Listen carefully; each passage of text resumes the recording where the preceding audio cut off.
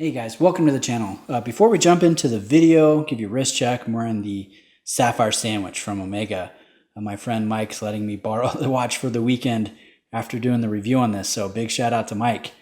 Now today's video is going to be two Seiko Save the Ocean version 2 watches from the Pro Specs line. So we've got the Samurai over here and the Solar Chronograph on the left. Now I'm going to start by talking about this chronograph. Give you a little backstory too. The first Seiko that really got me into the brand was one of these chronographs. I was in a mall. I can't remember what the store was, but I saw one of these in stainless steel and I just started checking it out and I thought, you know what? For an inexpensive watch, this is actually pretty dang good. And so I guess you could say the Solar Chronograph kind of started my journey into, the world of Seiko, my favorite brand. Now this version is actually really sweet. I'll put some dimensions here on the side of the screen and give you some nice macro footage of this textured, layered dial that I think looks really nice. We have applied markers. We have nice light play off of this Hardlex crystal, date between the 4 and the 5 o'clock position, and just a really pleasant, legible layout, despite it being fairly busy. Now, if we look at this straight on, we can see our loom pip up there on the bezel insert. And notice if we're looking on it straight on, that triangle becomes a pizza slice if you look at the chapter ring there. But it's only visible, again, if you're looking at it directly. That's kind of a neat touch. Now, this bezel action is very easy to spin. In fact, I'd say it's probably too easy.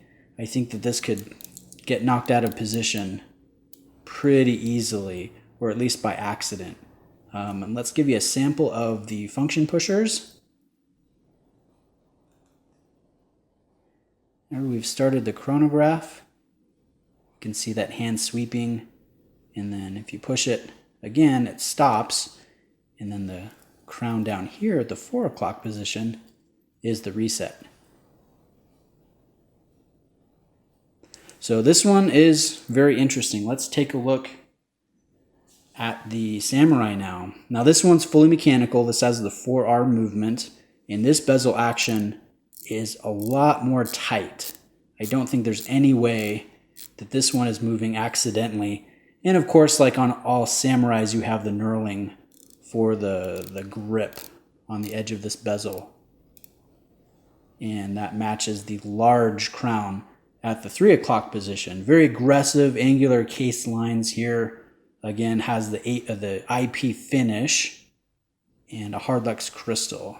Now looking at this dial on a macro level, again, a lot more simple and very crisp, clean printing. The minute hand, you can see, has that whitish tone in daylight compared to the more slightly green hues of the other applied markers and the hour hand. And then with the loom shot, you guys will see there's a bicolor application here. So I'll give you loom shots of both the Solar Chronograph as well as this Samurai. Now Lumibright, it's awesome. It's one of the things that I just love about Seiko, and they look great on both of these watches. The application is solid. Now let's zoom back out. I'll give you guys my final thoughts. I know I haven't gone into depth on both of these watches. I reviewed the Samurai several times. This is just a new color iteration.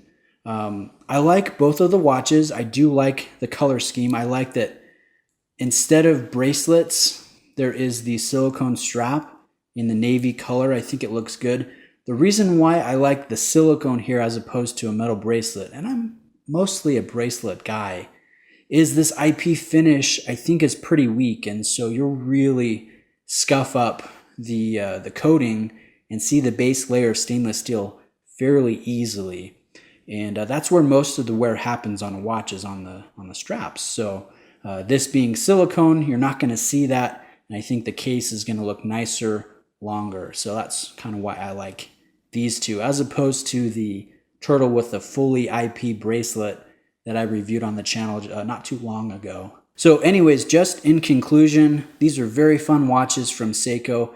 I do like that they're continuing with the Save the Ocean line. I do think that these are going to sell very well. They look very sharp, fun colorway, fun details, and just what we like to see from this brand. Now, if anyone's interested in picking one of these up, or even the Save the Ocean Turtle that I recently reviewed, you can get them from Mimo's Jewelry. That's the AD that lent these in for me to feature and share with you guys. And if you use the code Bruce35, you can get 35% off the retail price. So the code is in the description. The link's in the description for anyone interested. I really appreciate you guys taking the time to watch. Please reach out with any questions you may have, and I'll see you in the next video.